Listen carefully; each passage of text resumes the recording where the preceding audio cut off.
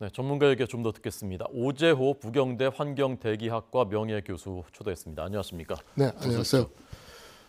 지금 현재 상황이 이제 크게 전국적으로 보자면 수도권은 생각보다 큰 피해가 없고 네. 특히 이제 서부 쪽에 피해가 집중되고 있는 것인데 네. 국토의 이제 동서로 보면 서부 쪽에 이렇게 비가 특히 많이 오는 것은 왜 그런 겁니까?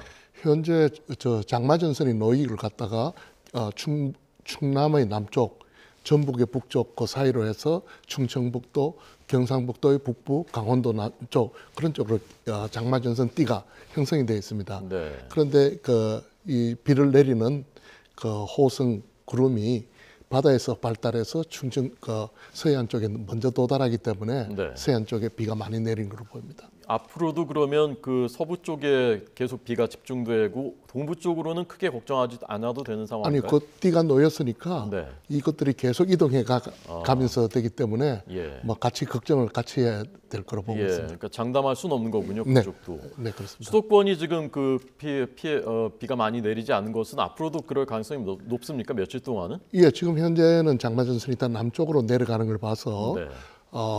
수도권은 뭐 조금은 괜찮은 것으로 보이는데 네. 워낙 그 장마전선 주위로 이 대기가 불안정해서 또 느닷없이 또 큰 뭉게구름이 생겨서 뭐 집중호우가 내릴 가능성은 완전히 배제할 수는 없습니다. 네. 조금 전 그러니까 저희 기상캐스터 통해서 들은 정보는 적어도 이제 다음 주 초까지는 지금 비가 많이 내린 곳들이 계속 이제 위험하다. 네, 거기에 이제 비가 집중될 것이다. 네, 그렇습니다. 네. 중반 이후에는 또 이제 어떻게 될지. 남쪽으로 내려가니까 위에는 조금 여유라기보다도 네. 뭐 물 관리라든가 이런 여유가 생기는 건데 네. 이것들이 내려갔다가 그냥 없어지는 게 아니고 예. 또 조만간에 또 다시 북상을 할 거니까 예. 아마 2차 장마 호우 기간을 대비를 해야 될 거로 보고 있습니다. 네. 그러니까 뭐 일주일 이후의 상황까지는 기상의 예측력이 많이 떨어진다고 저희도 이제 알고 있습니다만은 대략적으로 보면 네. 이 장마가 언제쯤까지 올해 계속되는 뭐 건가요? 기후학적으로 보면 7월 하순이면 되게 뭐 그 이상 가는 경우가 잘 없습니다. 네. 그런데 지금 현재는 장마전선이 지금 있는 충청도에 걸려 있다가 남쪽으로 내려가기 때문에 네. 뭐 그 다음 주라든가 이래서 한 번 더 올라올 뭐 기회는 있다고 봅니다. 네. 오늘 7월 15일이니까 아직도 또 20일, 25일까지는 네, 꽤 남아 있습니다. 기상 전문가 입장에서 보시면 지금 제일 우려되는 상황은 어떤 것입니까?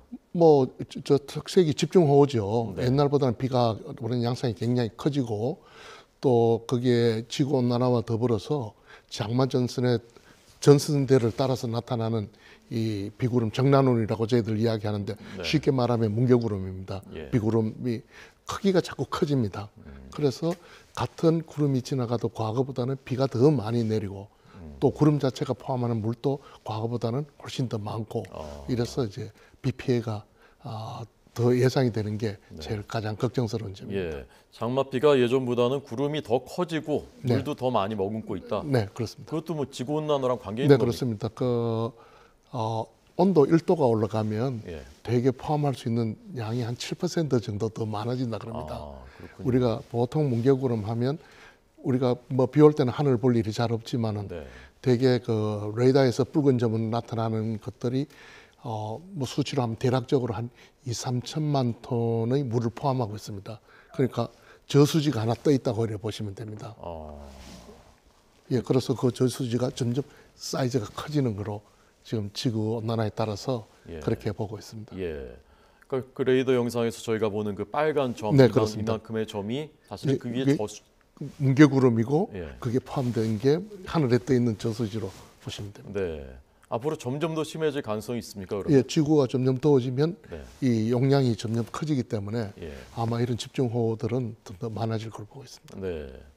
산사태 피해가 지금 인명 피해가 주로 이제 산사태에서 발생하고 있거든요. 이건 어떻게 해석해야 되는 겁니까? 예, 보통 우리가 오래된 산지는 산사태가 잘 나지 않습니다. 네. 우리가 비가 오고 계곡에 여름에 가보면 계곡에 물이 계속 흘러나오지 않습니까? 네, 네. 이것들은 비가 안 와도 오는 것들은 뭔가 하면 토양 속으로 들어갔던 물이 지하에서 수맥을 따라서 예. 이제 계곡으로 흘러나와서 물이 계속 흘러나오는 건데 네. 우리 사람이 들어가서 개발을 하고 그걸 그러니까 지하에 있는 수맥들을 갖다가 우리 교란을 시키면 네. 이게 안정화될 때까지는 비가 오면 땅속에 들어간 물이 갈피를 못 잡습니다. 예. 그러다 보니까 나름 자리를 잡기 위해서 막 움직이게 되죠. 네, 네. 그러다 보면 이제 그게 약해져서 산사태로 이어지는 경우가 많습니다. 예. 근데 개발이 계속된 것은 꽤 오래전부터지 않습니까? 그런데 이제 큰 비를 경험하지 않은 것은 그런 게 이제 자리를 잡지는 못했으니까 네. 그 계속 나타나고, 그래서 위험을 피한다는 것은 우리가 그 새로 적어도 인위적으로 개발한 것을 좀 피하는 게 예. 그 안정된 지역이 될 때까지 네. 기간이 필요합니다. 예. 지금 이렇게 비가 많이 쏟아지기 시작한 것이 꽤 지금 기간이 지났단 말입니다. 그러니까 산사태 위험은 점점점 높아지고 있다고 볼 수 있는 겁니까? 예, 그게 뭐 원래 비가 그리 많이 왔다고 해서 수맥이 다 자리를 잡지를 않으니까요. 네, 네. 이런 게 저 땅이 또 다져지고 또 물이 흐르는 길은 지하에 예. 나름 만들어지고 이럴 때는 상당히 기간이 필요합니다. 예. 그래서 그때까지는 뭐 우리가 적어도 개발했던 지역들은 다 불안한 지역으로, 또 산사태 위험이 높은 지역으로 볼 수 있습니다. 네. 이번 주말에 제일 지금 주의해야 되는 곳은 어디인지 하고요. 어떤 점 특히 이제 좀 유의해야 된다, 그거 좀 말씀해 주십시오. 예, 앞에 말씀드린 것처럼 장마 전선대가 네.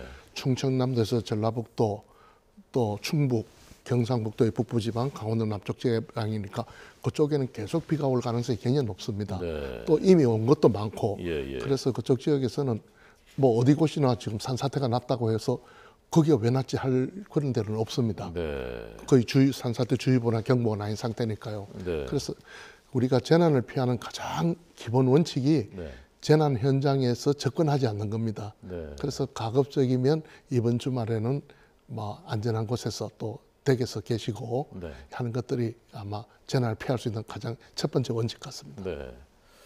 안전한 곳에 이제 그 거주하시는 분들이야 사실 큰 걱정이 없죠. 근데 내 집이 이제 보금자리가 있는데 옆이 조금 위험하고 비가 온다고 해서 짐 싸가지고 어디 가는 거 사실 쉽지 않은 일이거든요. 네, 그렇죠. 그렇지만 그래도 그렇게 해야 된다는 말씀이신 거예요. 네, 그렇습니다. 혹시나 하시면 아마 그 인근 지자체라든가 그 방재 당국에 연락하면 네. 그 안전한 지대를 안내도 해주고, 예. 그 여행을 기다리면 예.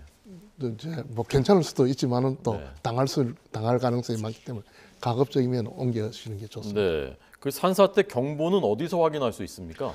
산림청 그 홈페이지에 가면 네. 산사태의 주의보라든가 경보 지역이 나와 있습니다.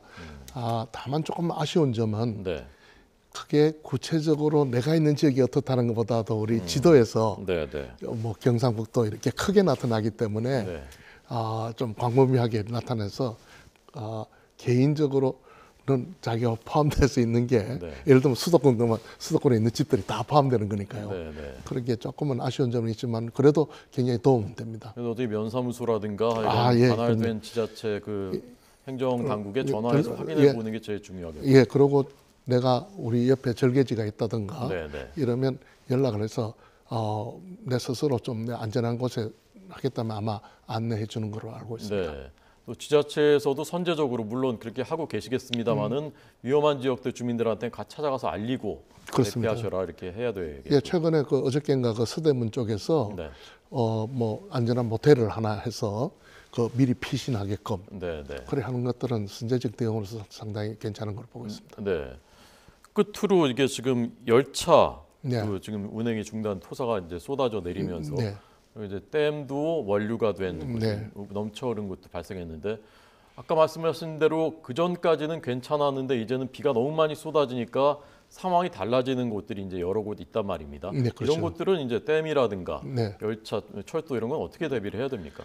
예, 뭐 댐이라는 게 이제 물의 힘이 강할 때 네. 1차적으로 막아서 평상시에 그 물을 갖다가 우리가 좋은 면에서 활용도 하지만은 네, 네. 1차적 재난 입장에서는 물의 힘을 일단 1차적으로 막는 게 네. 그 역할입니다. 예. 그런데 이제 우리가 아무리 그걸 막아도 유입량이 유출량보다 많으면 예. 댐도 감당을 못 합니다. 아하. 그래서 이제 뭐 사전에 그 재난 당국에서 그런 연락도 하고 네. 또 물 관리하는 쪽에서는 아마 밤을 새면서 예. 관리를 할 겁니다. 그래서 그쪽에서 해는 정보에 좀 유의하시고 예. 가급적이면 만약에 그런 근처에 살면 뭐 며칠이라도 하루나 이틀이라도 조금 피신해서 물가로부터 네. 하는 게 이제 더 큰 피해를 줄이는 데 도움이 될 거로 보고 있습니다. 네.